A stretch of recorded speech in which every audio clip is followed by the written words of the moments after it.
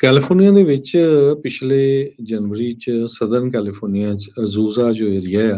ਆ, ਉੱਥੇ ਕਹਿੰਦੇ ਵੀ ਬਹੁਤ ਵੱਡਾ ਜਿਹੜਾ ਗਿਣਤੀ ਦੇ ਵਿੱਚ ਹਥਿਆਰ, ਗਨਸ, ਐਮੂਨੀਸ਼ਨਸ ਜੋ ਇਲੀਗਲੀ ਰੱਖੀਆਂ ਹੋਈਆਂ ਸੀਆਂ, ਉਹ ਇੱਕ ਘਰ ਦੇ ਵਿੱਚੋਂ ਫੜੀਆਂ ਗਈਆਂ। ਅਟਾਰਨੀ ਜਨਰਲ ਜਿਹੜੇ ਰੌਬ ਬੰਟਾ ਆ, ਉਹਨਾਂ ਨੇ ਅੱਜ ਸਟੇਟਮੈਂਟ ਜਾਰੀ ਕੀਤੀ ਹੈਗੀ ਆ। ਕਹਿੰਦੇ ਵੀ ਉਸ ਪਰਸਨ ਦੇ ਕੋਲ ਸੀ ਜਿਹਨੂੰ ਇੱਕ ਤਰ੍ਹਾਂ ਦੇ ਨਾਲ ਇਹ ਕਿਹਾ ਗਿਆ ਸੀ ਵੀ ਉਹ ਗਨਜ਼ ਨਹੀਂ ਖਰੀਦ ਸਕਦਾ। ਸੋ ਉਹਦੇ ਕੋਲੋਂ 7 assault weapon, 4 machine gun, short barrelled rifle, 4 suppressor silencer, ਇਹ ਕੈਲੀਫੋਰਨੀਆ 'ਚ ਇਲੀਗਲ ਆ, 6 ਹੈਂਡ ਗਨਜ਼, ਇੱਕ 1 shot gun, 4 rifles, 54 lower receiver frames ਤੇ 41 ਸਟੈਂਡਰਡ ਕਪੈਸਿਟੀ ਮੈਗਜ਼ੀਨ, 87 ਦੇ ਕਰੀਬ ਲਾਰਜ ਕਪੈਸਿਟੀ ਮੈਗਜ਼ੀਨ ਤੇ 35,000 ਰਾਉਂਡਸ ਆਫ ਮਿਸਲੇਨੀਅਸ ਐਮੂਨੀਸ਼ਨ। ਇਹ ਸਾਰਾ ਕੁਝ ਜਨਵਰੀ 25 ਨੂੰ ਇੱਕ ਜੋ ਬੰਦਾ ਆ ਉਹਦੇ ਘਰੋਂ ਫੜਿਆ ਗਿਆ। ਹਜੇ ਤੱਕ ਉਹਦਾ ਜਿਹੜਾ ਨਾਂ ਆ ਉਹ ਨਹੀਂ ਦੱਸਿਆ ਗਿਆ, ਪਰ ਕਿਉਂਕਿ ਕੈਲੀਫੋਰਨੀਆ ਇੱਕ ਸਟੇਟ ਇਦਾਂ ਦੀ ਆ ਜਿਨ੍ਹਾਂ ਨੇ ਇੱਕ ਐਪਸ ਕਰਕੇ ਡਾਟਾਬੇਸ ਸ਼ੁਰੂ ਕੀਤਾ ਹੈਗਾ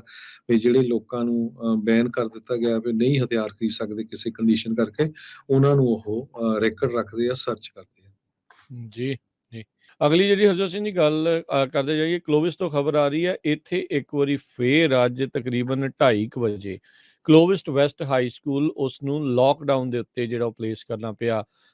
ਜਿਹੜੀ ਫਰੈਜ਼ਨੋ ਪੁਲਿਸ ਡਿਪਾਰਟਮੈਂਟ ਨੂੰ ਜਿਹੜਾ ਉਹ ਨੋਟੀਫਾਈ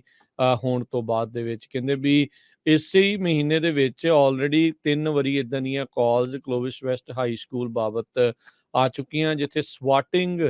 ਦੇ ਇਨਸੀਡੈਂਟ ਜਿਹੜੇ ਆ ਉਹ ਵਾਪਰਿਆ ਵੀ ਕਿਸੇ ਨੇ ਗਲਤ ਥ੍ਰੈਟ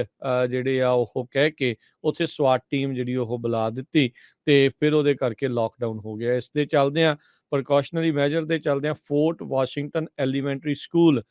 ਕਲੋਵਿਸ ਦੇ ਵਿੱਚ ਉਸ ਨੂੰ ਵੀ ਲੋਕਡਾਊਨ ਦੇ ਉੱਤੇ ਕਰ ਦਿੱਤਾ ਗਿਆ। ਅਥਾਰਟੀਜ਼ ਆਈਆਂ, ਉਹਨਾਂ ਨੇ ਕੁਛ ਹੀ ਜਿਹੜੇ ਮਿੰਟਾਂ ਦੇ ਵਿੱਚ ਜਿਹੜਾ ਨਿਰੀਖਣ ਸਰਵੇਖਣ ਜਾਂਚ ਕਰਕੇ ਜਿਹੜਾ ਉਹ ਆਖਿਆ ਵੀ ਠੀਕ ਆ, ਸਾਰਾ ਕੁਝ ਰੈਗੂਲਰ ਆਪਰੇਸ਼ਨਸ ਜਿਹੜੇ ਆ ਉਹ ਚਲਾ ਦਿੱਤੇ ਗਏ। ਆਲਦੋ ਇਹ ਜਿਹੜੇ 10 ਮਿੰਟਾਂ ਦੇ ਵਿੱਚ ਹੀ ਸਾਰਾ ਕੁਝ ਜਿਹੜਾ ਉਹ ਵਾਪਰਿਆ, ਪਰ ਇਹ ਬੜੀ ਇੱਕ ਅਚੰਭੇ ਵਾਲੀ ਗੱਲ ਆ ਵੀ ਬਾਰ-ਬਾਰ ਇਦਾਂ ਦੇ ਇਨਸੀਡੈਂਟ ਜਿਹੜੇ ਆ ਉਹ ਵਾਪਰ ਰਹੇ ਨੇ। ਤੇ ਉਮੀਦ ਆਪਾਂ ਇਹੀ ਕਰਦੇ ਹਾਂ ਵੀ ਭਾਈ ਇਦਾਂ ਦੀ ਸਥਿਤੀ ਜਿਹੜੀ ਉਹ ਬਣੇ ਨਾ, ਇਹ ਨਾ ਹੋਵੇ ਸ਼ੇਰ ਆਇਆ ਕਰਦੇ ਰਹਿ ਜਾਈਏ ਤੇ ਜਿੱਦਣ ਸੱਚੀ ਕਿਤੇ ਕੋਈ ਇਦਾਂ ਦੀ ਪ੍ਰੋਬਲਮ ਆਵੇ ਤਾਂ ਫਿਰ ਕੋਈ ਵੀ ਜਿਹੜਾ ਆ ਉੱਥੇ ਕਿਸੇ ਨੂੰ ਪਤਾ ਨਾ ਲੱਗੇ ਵੀ ਕਰਨਾ ਉੱਥੇ ਕੀ ਹੈਗਾ ਆ। ਸੋ ਨਾ ਹੀ ਇਦਾਂ ਦੀ ਸਥਿਤੀ ਬਣੇ, ਪਰ ਇਦਾਂ ਦੇ ਜਿਹੜੇ ਲੋਕ ਜਾਣ ਬੁੱਝ ਕੇ ਲੋਕਾਂ ਨੂੰ, ਬੱਚਿਆਂ ਨੂੰ, ਉਹਨਾਂ ਦੇ ਮਾਪਿਆਂ ਨੂੰ ਡਰਾ ਰਹੇ ਆ, ਉਹਨਾਂ ਨੂੰ ਸਖਤ ਤੋਂ ਸਖਤ ਸਜ਼ਾ ਜਿਹੜੀ ਜ਼ਰੂਰ ਹੋਣੀ ਚਾਹੀਦੀ ਆ ਫੜੇ ਜਾਣ ਤੋਂ ਬਾਅਦ।